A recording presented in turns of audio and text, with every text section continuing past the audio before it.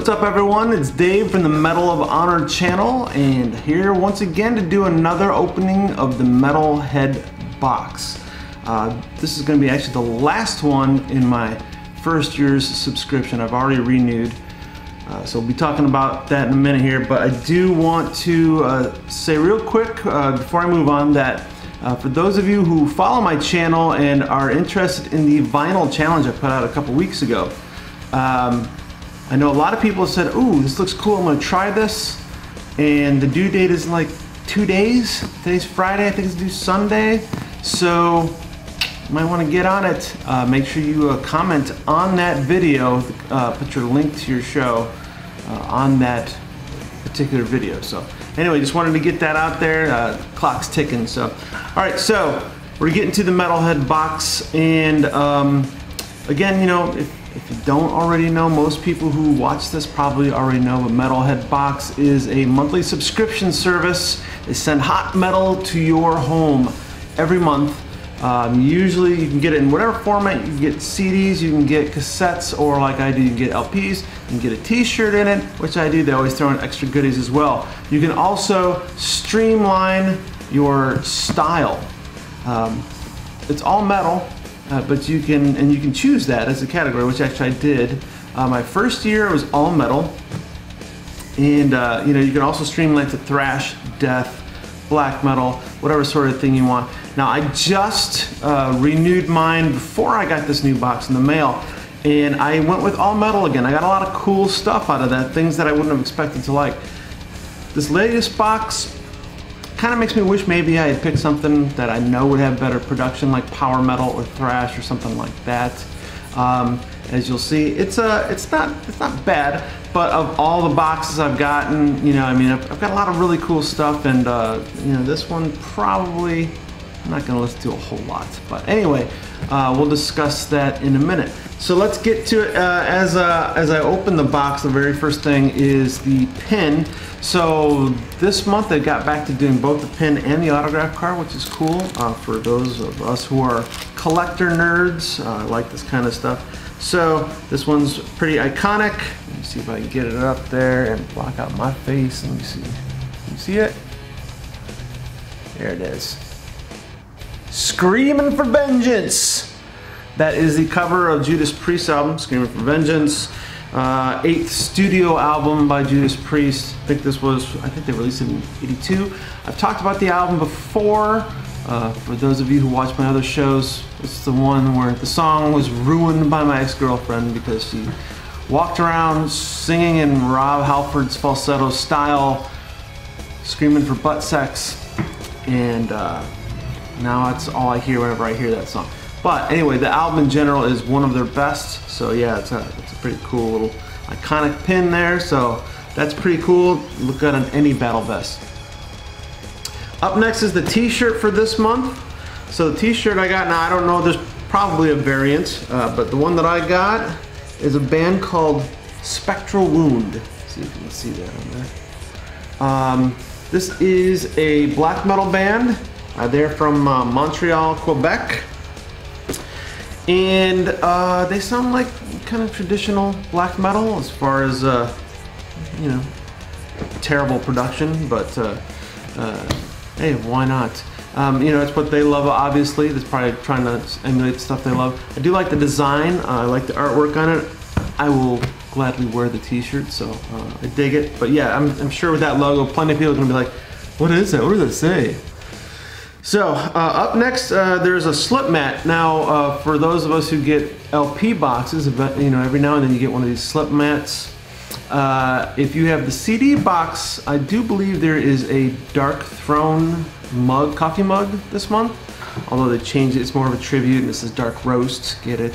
So anyway, this one, the slip mat, I knew it. I recognized it, but I was like, God, what is it? You know, there's so many metal bands in your mind, couldn't place it. Had to ask somebody on Instagram over at Metalhead Box, what the hell is this? It's Bathory. I knew it, I just couldn't, you know, place it. So this is a sort of a tribute to Bathory. Pretty cool little slip mat. I will be putting this on my record player, so yeah, pretty cool. Okay, so we're gonna get to the music. So, honestly, like, you know, not in love with the music this month, but I'll explain why. I haven't even taken plastic off of this yet. All right, so the first one up is a band called Luger. Luger, this one came out July 27th of 2020. It is a 4-song EP. There's the back and the band. These guys are from Montreal, Canada, and a lot of Canada this month, I guess. So, style of music. I know that they kind of like, it seems like that they're placed in the category of death metal. A lot of these bands, I feel like that's like a fail-safe. There's the vinyl while we're talking about this. But anyway, elements of a little bit of everything, including a bit of punk.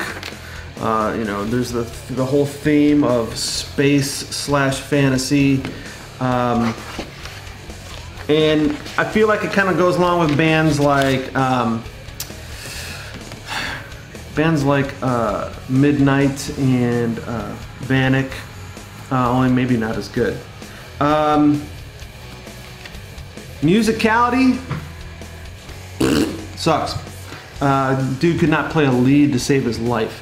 Now, in general, the music it's certainly not the worst. If I was playing D&D with a bunch of friends and they had this on in the background, I wouldn't be like, oh, turn that off. I also wouldn't be like, turn it up, because it's not that great. It's not terrible. I can listen to it if I really want to. It's just that when it comes to these kind of bands, these kind of gimmicky bands and tossing like bits of punk edge to it, I don't need any more of these bands. The other thing about this, guys, is here's how it comes across listening to it. At first I thought, oh, it sounds like, you know, a bunch of kids in their first garage band. But the more I listen to it and then the more I look at them, what I actually think it sounds more like is guys who all had the same story, where they were maybe trying to be in a band in high school and they knew 3 guitar chords. And then right after high school, they knocked up some girl and they had to go work in a mill.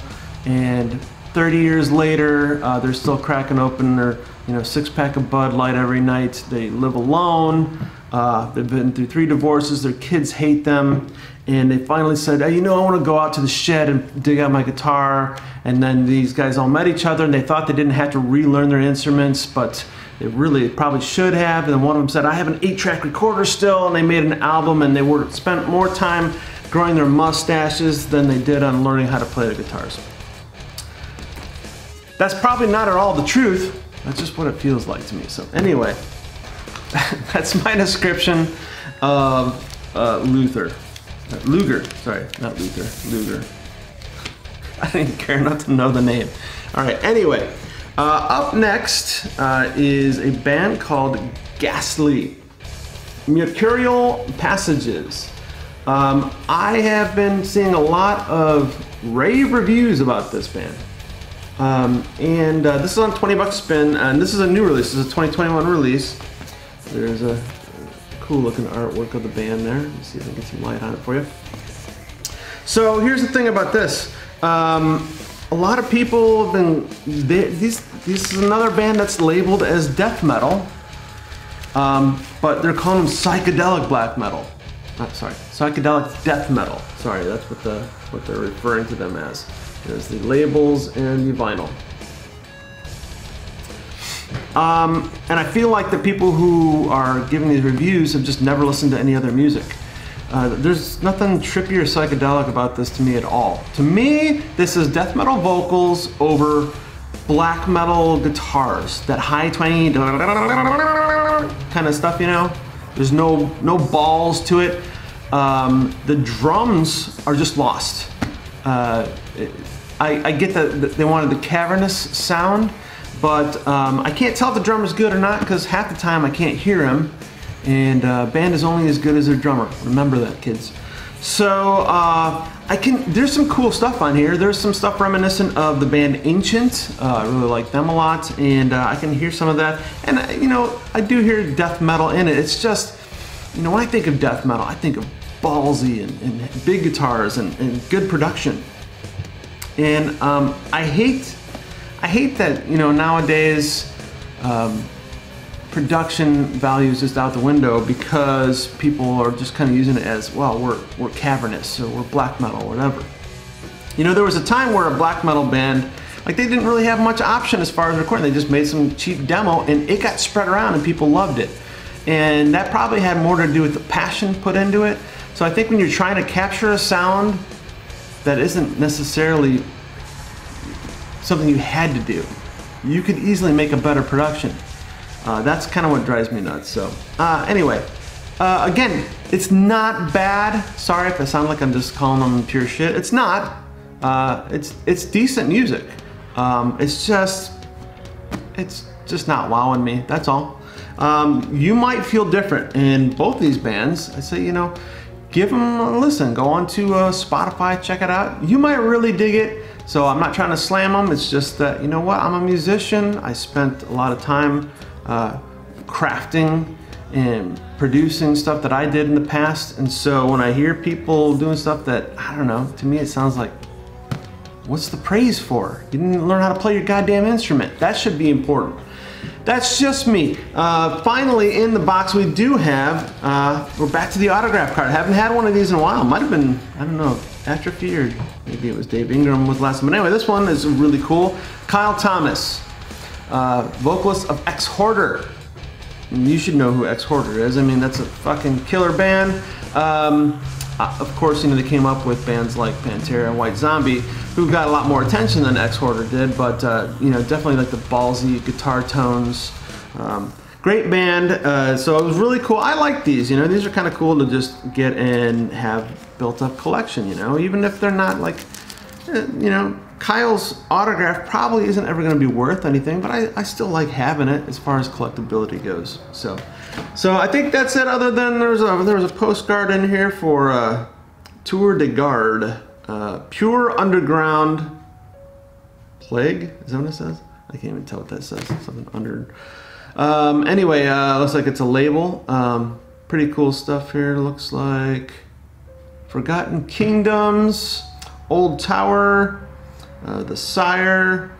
I can't tell what that says. Anyway, you know, a little advertisement for some bands. So let me see if I can get it up there for you. There you go.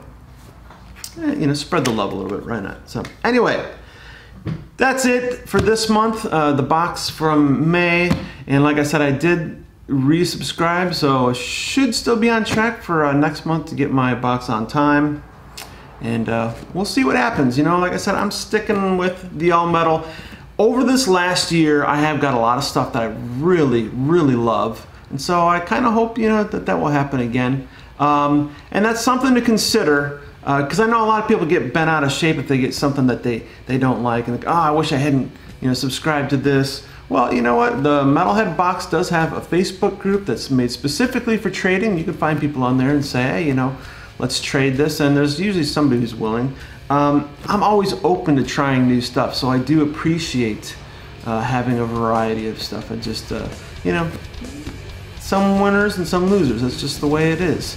And I probably had more winners over the last year. Definitely have had more winners over the last year than I have had, you know, bands I didn't really care for. And again, sorry if you know, if anybody feels like I'm bad-mouthing bands they really like on this, because that's not necessarily my intention. I did say that I don't think that either of these bands are bad. It's just not really, you know, lighting the fire in me, I guess. So that's gonna be it for now, and until next time, keep the horns up, keep the needle down.